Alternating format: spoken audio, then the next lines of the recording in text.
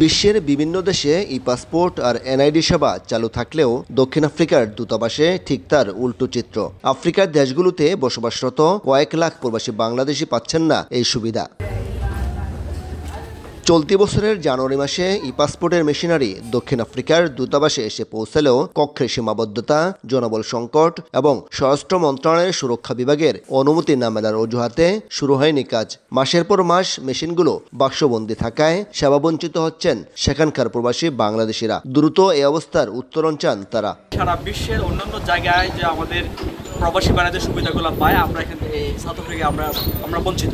দীর্ঘদিন যাবৎ আশ্বাস পেয়ে আসছিলাম যে ই পাসপোর্ট পাবো, কিন্তু দুঃখের সাথে জানাচ্ছি আমরা অদ্যবধি এর নাগাল পাইনি। এই সরকারের কাছে আমরা জোরালো অনুরোধ জানাচ্ছি যে আমাদের এই সাউথ আফ্রিকার ই পাসপোর্ট যেন অনতিবিলম্বে আমাদের এটা কার্যকর করা হয়। সমস্যার সমাধানের জন্য বাংলাদেশের স্বরাষ্ট্র মন্ত্রণালয়ের সুরক্ষা বিভাগে অনুরোধ জানানো হয়েছে বলে জানান দূতাবাসের ভারপ্রাপ্ত রাষ্ট্রদূত ডক্টর কাজী মোহাম্মদ জাকির হোসেন। দ্রুত এই সেবা চালু হবে বলেও আশাবাদী তিনি।